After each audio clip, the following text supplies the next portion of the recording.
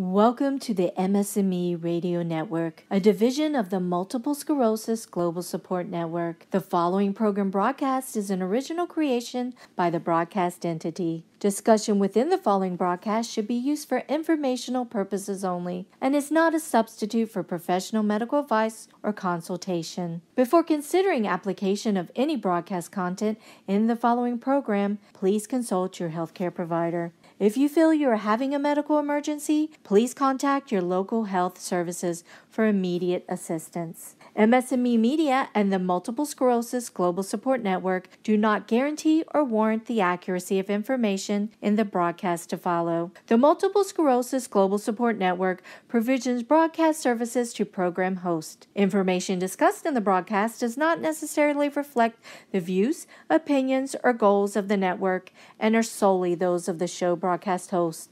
Should you wish to host a broadcast, please visit our website at msmemedia.com and submit a request to become a program host. We thank you for listening to the MS&Me Radio Network. Enjoy the show. Hey everybody, thank you for tuning in to She Rocks It. My name is Roxy Ayers, and I did a recording last time more about my MS walk and the things that were the parts and pieces that helped me to come to terms with my MS journey. And you know what? It changes all the time, from one day to the next or 1 month to the next. We're never promised a quiet, peaceful weekend but we look for those moments if we can. So I went through and I talked about all the ins and outs of my crazy and of how it has made it possible for me to look at things from a positive angle, where to others it might seem ridiculous. And they might think I'm a little crazy, a little certifiable actually. But I want to talk about seeing the glass half full today. And how can you do that with something like MS? You can't look at it and say, oh man, maybe if I get a few lesions here, or, it's not such a bad idea, or maybe if I can do this, I haven't lost this many, talents or abilities, so it's definitely half full, but we have a lot of moments where we can look at things with fresh eyes if we give ourselves a chance. And a lot of times, I often tell people that I have a relationship with God, however retrospective, meaning I don't ever know why these things happen to me, but before you know it, I get an answer. And I'm not saying that it happens overnight or even within the year, but I get it right when I needed it. And it's not always an easy thing to do, to be patient and be all, oh my goodness, my life is wonderful, even though, I have to take a ton of medications and deal with crazy spasticity. And it's bananas. But it's when you get to that point where you realize that you just need to live and you want to live. You want to live for you, but then you want to live for the people that love you. You want to move forward and try to be a decent representation of a sickie. And that's not what it's always about either. But I'm going to spend some more time talking about some of the silly things that I've experienced. And I try to look at them in a really laughable way, but then at times in the moments I'm not very happy about, but later it really is, it's comedic. So I shared this once before on my YouTube channel, and I feel like I like this format better because I get to talk to my community. I get to talk to the people that really need to hear it. So let me give you the skinny, the long or the short of it. I talked about in the last recording, I talked about how I worked with seniors and disabled people, helping them get benefits to live successfully independent. And I talked about the irony of the whole thing and how many bottles of wine it took me to get to where I'm at now. And I'm not going to say it was a small amount, but then I was doing this job and I had all these aha moments. And like I said, in the moment, it didn't seem like those kind of moments. But when I look back, or when I run into a part of my life where I needed these different strengthening tools, I was right where I needed to be. So I worked in this building and I worked for these wonderful clients. And I had the luck, or, no luck, depending on how you look at then too, because I worked with my brother-in-law. His name is Don. And he, he's a little dramatic, and I'm pretty sure he thinks he knows everything, no matter what, even when we were younger, because we knew each other for a very long time, like my husband and everyone in my life, it seems. And I had to start taking the bus, and because my husband had to go across town to go do his work, and honestly, the bus I didn't mind, because I didn't drive. I never drove. And really, I got used to just being, Miss Daisy in the driving Miss Daisy situation. But my brother-in-law was able to go with me on the bus to our job site. And it was crazy because you wouldn't believe that the type of work I did, that I rolled in on a bus. But when you live in downtown Denver, or you work in downtown Denver rather, you want to get in and out as smoothly as possible. And sometimes the traffic is just no good. So we decided to take a bus because, fortunate and unfortunate for me, he needed a couch to crash on in my basement. So I always had somebody to co-pilot with me, because I had just started dealing with a lot of the numbness, the saddle block numbness, and then trying to figure out what my legs are doing and what I'm feeling. And I was still able to walk without a walker. It just felt like I was walking on somebody else's legs.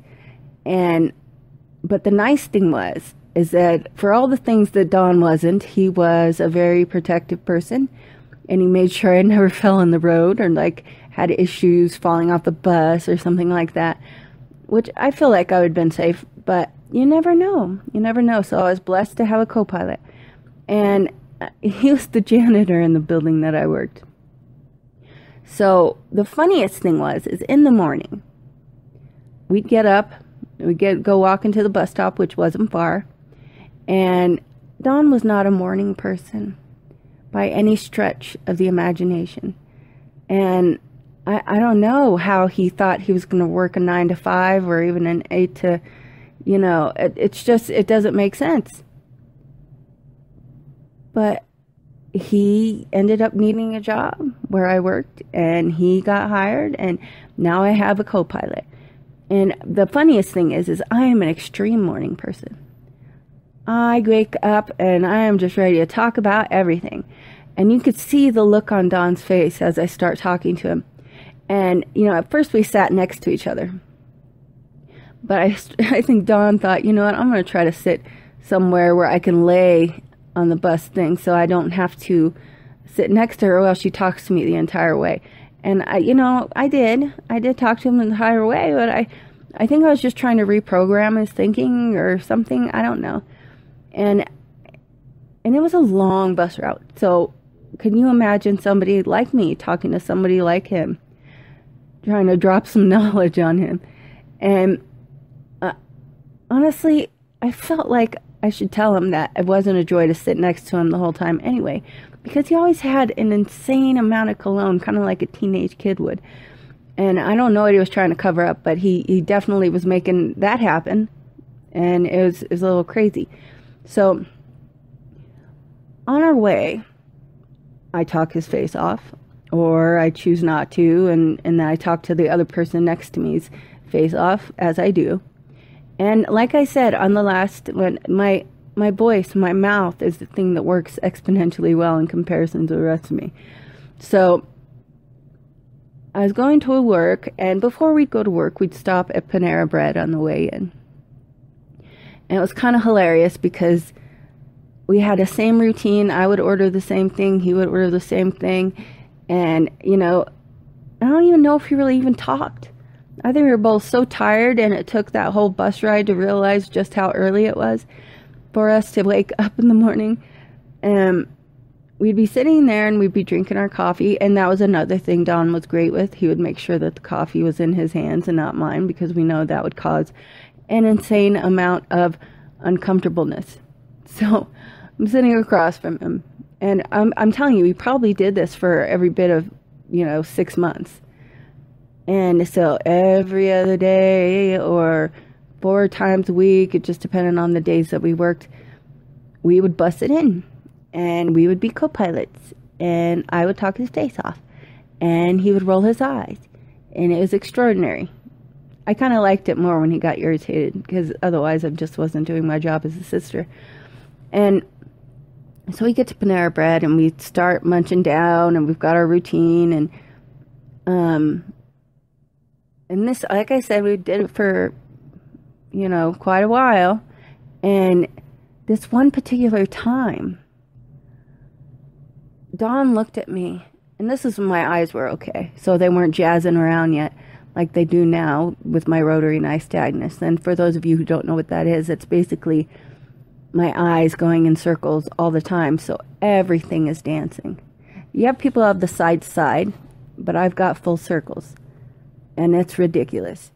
So anyways, I think it's a thing where as I was looking at him, I realized he had this really, I couldn't tell if it was a range of discomfort or disgust, or he just was just uncertain. I was like, dude, is the bagel that bad? I mean, is the coffee too hot? I was really just like, what is wrong with you?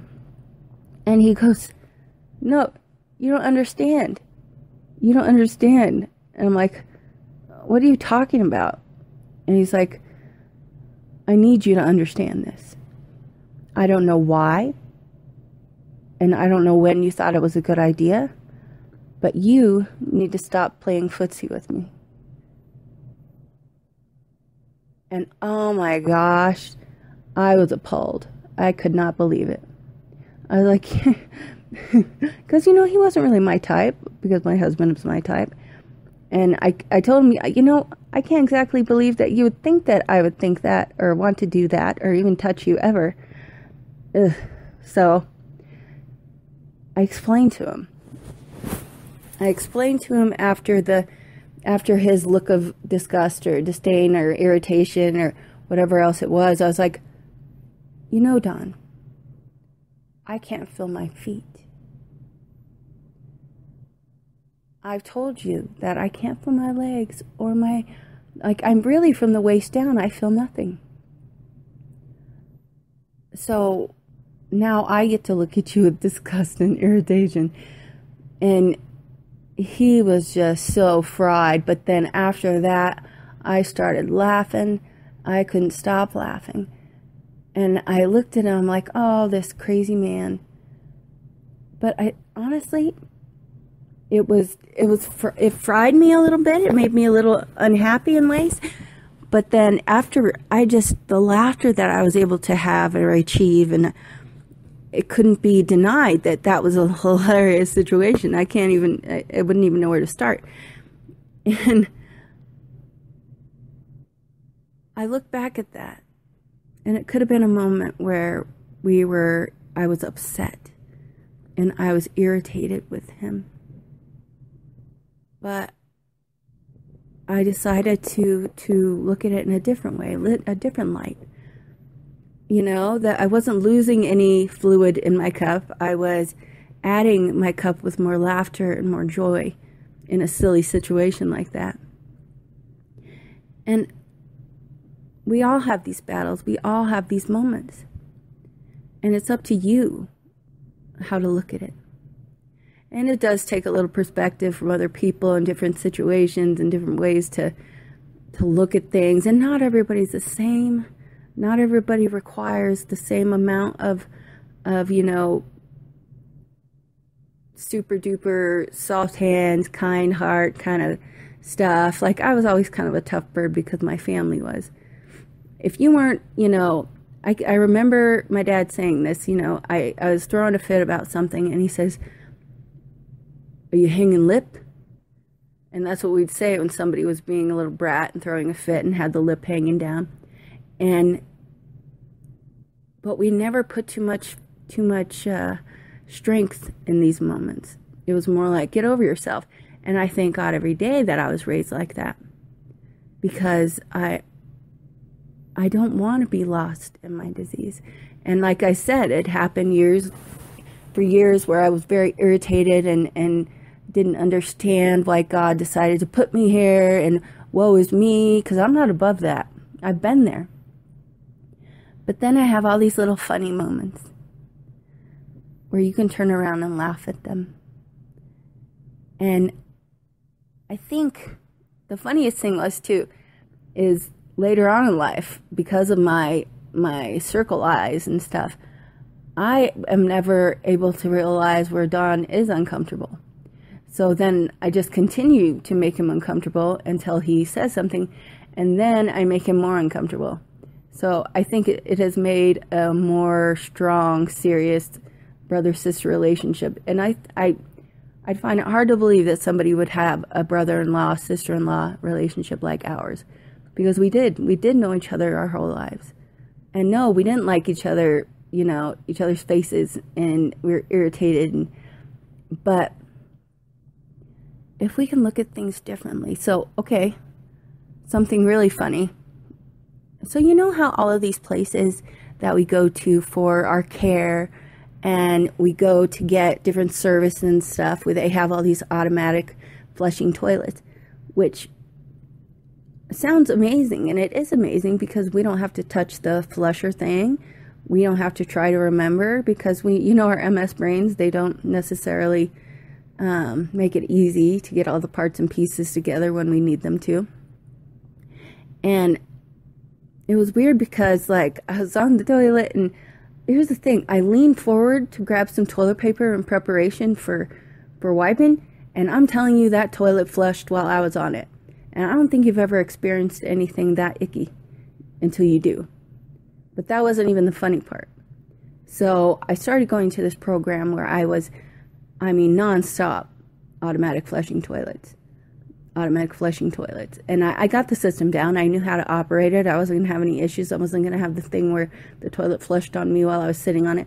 But the funniest thing to come out of this, because yes, it sucks. It sucks to have to be thought of like that when you're a handicapped person, or I like to use it as a capper person. I don't like handicapped. I say capper. And I just, I started using these bathrooms, and it was just comfy and cozy, and I knew how to do it, and I wasn't having problems. Then, until I got home, and then me and my husband had to argue whoever forgot to flush the toilet. And it's such a silly situation to argue about, but it was funny. It was so funny, because I had become, kind of disabled by those things, and I didn't remember to flush. Or maybe it was him. I'm not taking credit. I'm just saying these are the thoughts, the possibilities, and oh my God, that was not I wasn't confessing. Don't tell anybody. Okay, bye. So anyways, what happened is little things like this started happening, and it made me laugh so much. So, okay, let's do another example.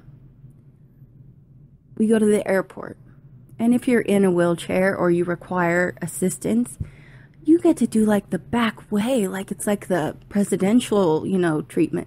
They'll take you in the back, and you don't have to go through all the people stuff and have the long lines and stuff like that. And I know it's a silly thing to be excited about, but anybody who flies with me is super excited. Super excited to be a part of my bubble. So we can look at that, having to have that extra assistance and having these people, help us because we're sick or whatever. Or we can say, hey, we get rock star treatment when we go to the airport. Or even, as a matter of fact, I tell people all the time, I'm like, what you need to do is invite me to a concert, because even if we're in the nosebleeds, they are going to find a way for me to be closer, one way or another. And I know it sounds like an opportunistic kind of thing, but when you deal with MS and all the things that are awful about it, you take the good where you can. You look for ways to fill that cup. And I'm not going to lie, I enjoy it. I enjoy the presidential treatment. and it's awesome. Of course, you get the random ones that people help you, and they might have forgotten to take a bath or wear deodorant that day, and it's all very intense. But then you're also grateful. And I think, or I know, if you could look at these capper perks, that's what I call them, and look at them like, hey, if I've got to deal with all this stuff, I feel pretty darn good about being able to do these other things a little easier. And really it boils down to using the tools that God gives you to be successful or to be healthy and be safe. And nobody gets to choose your walk. Nobody gets to choose your disease. It's all in your hands. You know how you can't control how your cup got emptied out a little bit, but you control how you can fill it back. And maybe you're not going to fill it back with a bunch of extra health or a lot of extra abilities. Maybe you're not going to do that. But maybe you can use it to fill it up. Use that cup, fill it up with different love moments, different exciting moments, adventure moments. Because we're very lucky in a lot of ways that we live in a community, at least in the States, where you have these abilities and these things that you can utilize and get the help that you need from day in to day out if you need it or if you want it. And I'm not saying everybody needs to take the presidential treatment on everything, or, I'm not saying that you should avoid, automatic flushing toilets because it might ruin your marriage. I'm not saying that. But what I am saying is that it is your opportunity to check out the capper perks and figure out how you can make your life easier and safer and more enjoyable. You fill that cup back up. Yeah, we got some of it dumped out, but it doesn't have to stay completely empty. And no, we're not going to fill it up with a lot of the stuff that fell out. No, that's probably not what's going to happen. But what we can do is we can look for these opportunities to thrive and these opportunities to live and to be joyful. And I know I'm that lady talking to you about this stuff, and I can't even imagine if she even knows what I go through. And she's ranting and raving, excuse me. And I don't want to be that lady either. I need you to know, I probably miss the pisser at least once a week, meaning I don't make it to the potty on time. But I am grateful for the ability to get there safely and to get what I need to make sure it's the cleanest, safest situation for me. Or like an example is, I can't run for my life. I couldn't do it. And there's actually this funny story where my sister decided it would be an amazing idea to throw craisins at me. And she knew I couldn't chase her. And she knew I couldn't kick her butt. And she was just throwing one after another. Hit me in the eye, hit me in the mouth. Well, I tried to catch one in the mouth. Hit me in the nose, hit me. And it wasn't hard, but it was just insulting. And that's what sisters do. That's what brothers do. And it was all funny and good. And she thought it was so amusing. And because I was kind of trapped against the wall. And that crazy lady decided it would be an extraordinary idea to walk close to me. And I'm not going to go into detail about what an older sister does to a little sister when she's acting a fool. But let's just say I redirected her, and it's usually because she's close enough for me to get a hold of her and give her a hug. Give her a hug. That's what happened. I gave her a hug. So if we can take these times and these moments to embrace what we can do versus what we can't do, celebrate these cheerful times, or these times that would have been thrown at us, and it would be the automatic thought to be upset and irritated and sad and woe is me and this is awful. And it's easy enough, and I've been there. But now it's your opportunity. Every day is a new day, a new opportunity, a new adventure, if you allow yourself to have them. And no, we're not going to all do it the same way. We all have different limitations. We have different things that make it difficult, but it is your job or your support system's job, or both of you, to put yourself in the safest, most comfortable place to where you can enjoy these things and not think about your MS in like the end, like it's the end. Because that's what we do when we first get diagnosed. It's the end. I know it. It's going to be over and it's awful, blah, blah, blah. I'm not saying it's easy and it's good, but this is your opportunity to give yourself the tools you need to be successful in life.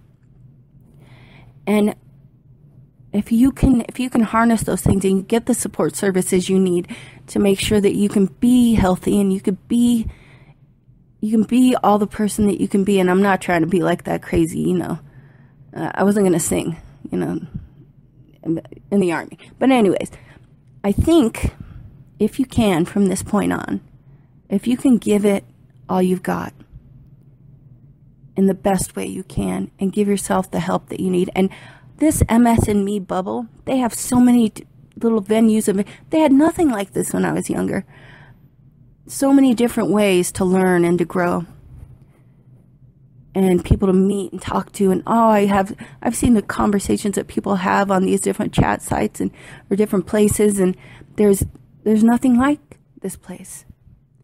So my point is this: don't let anybody tell you what you're gonna be. You choose who you're gonna be, and you do the best you can, the safest you can to get there. And it's not always easy, like I said, but you just grab that. You grab that by the horns. And you say, you know what? I'm going to kick this MS's butt. And that's why I call it She Rocks It, because I try to rock it until the wheels fall off. And I would say, yes, pun intended, But it doesn't always feel like we have the opportunities that other people do, but we do. We just do them differently. We just do them in a different way. So let's do that.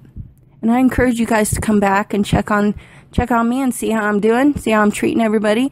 So I look forward to talking to you guys. And I don't know when the next time will be, but I'm sure I'm going to ramble on like I did this time, trying to throw some positive at you.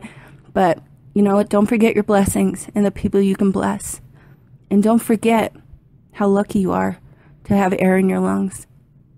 And it's not easy, but we're going to do it. Okay, bye guys.